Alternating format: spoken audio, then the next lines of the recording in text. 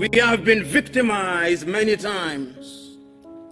And those who spoke before me had the occasion to narrate to you how we were enslaved and commodified by the Arabs.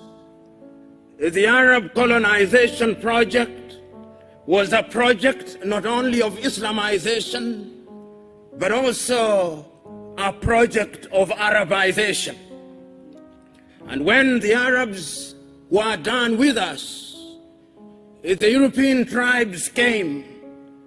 If it was not the Portuguese, it was the Dutch. If it was not the Dutch, it was the Italians. If it was not the Italians, it was the French. If it was not the French, it was the Germans. If it was not the Germans, it was the English.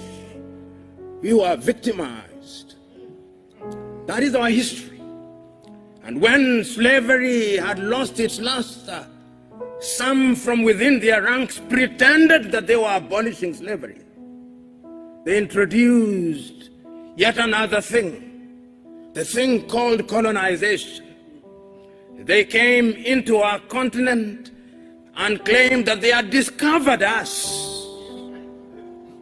They came, and while we were here, they discovered the Cape of Good Hope. They discovered us, they claimed.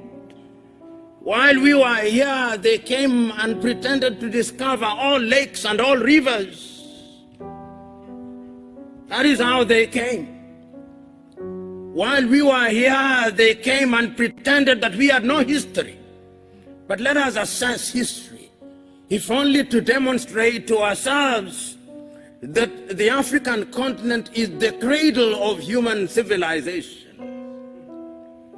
You know, when Europeans were still living in caves, the Dogon in Mali had already recognized the stars. When the Europeans were still eating raw meat, the Africans had discovered fire. The Africans were the pioneers.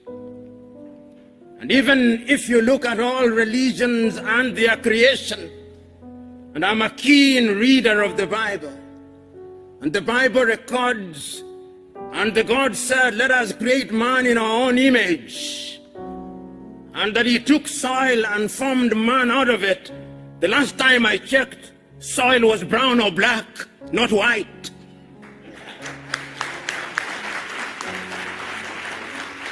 And I can confirm that I checked this morning.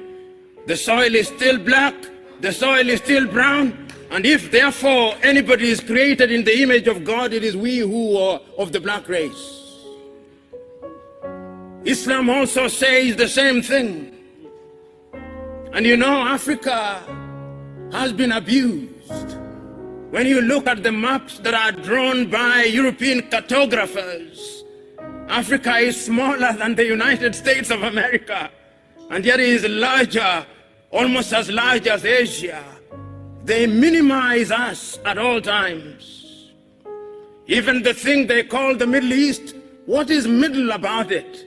How can it be that Israel is not part of Africa, but Madagascar is a part of Africa? When we assembled here to talk about decolonization of the mind, we must remind ourselves of our history. The pyramids were made here in Africa. It still defies architecture and engineering. It's the Africans who made them. The walls of Benin, which are 4 times longer than the Chinese Great Wall, were here in Africa. The temples of Lalibela, which were dug out in Ethiopia out of the soil, were made here in Africa. The great walls of Monomotapa in Zimbabwe were made here in Africa. And when you go to the warriors of the world, the Monis or the Amazons of Dahomey were found in present-day Benin. King Zinga of the Mbanda of the Batamba was here in Angola. Africa is the cradle of human civilization.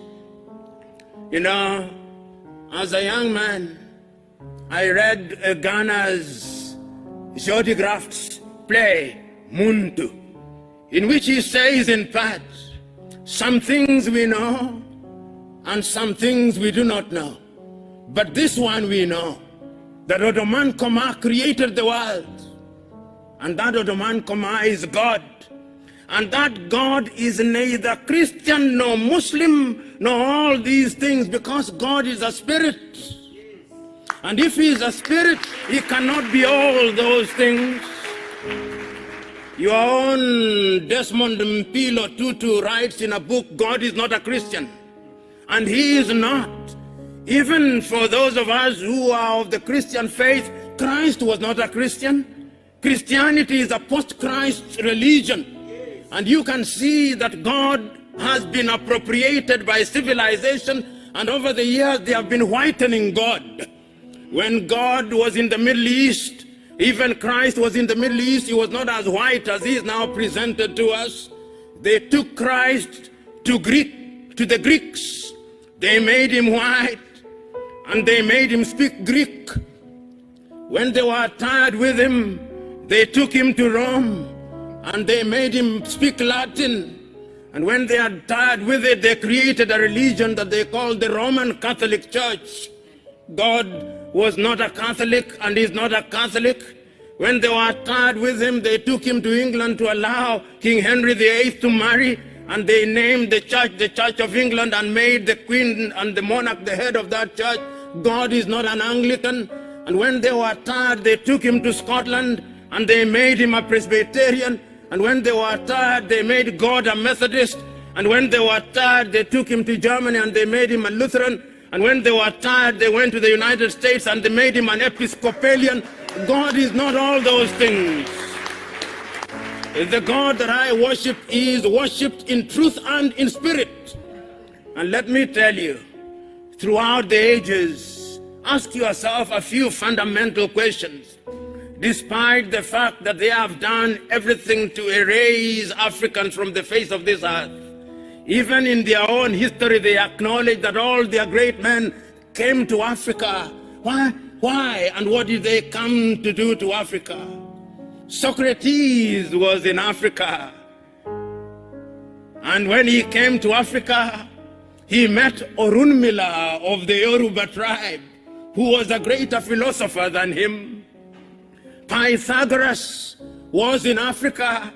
What did they come to do to Africa? You pay homage where knowledge resides. Moses was in Africa and was born in Africa. What did he come to do in Africa? You pay homage where knowledge is. Muhammad was in Africa. Why do you come to Africa? You pay homage where knowledge is. Christ or Yeshua was in Africa. Why did he come to Africa? You pay homage where knowledge is. The Lord Krishna of the Hindus was in Africa. Why did he come to Africa? He came to pay homage where knowledge is. This is the cradle of human civilization. But we have been so beaten over the years. We have been so abused over the years. They enslaved us because they feared us. They colonized us because they feared us. They now have a new project, the neo-colonial project. And I'm told that the neo-colonial project is a twin of another child called colonization. Their mother is imperialism. And imperialism never changes its character. It only changes the masks that it wears. We must be wary of it. It is said, when they came here and abused Christianity, they told us to close our eyes in prayer, and when we opened our eyes, the land had disappeared. That is who they are. They are not our friends.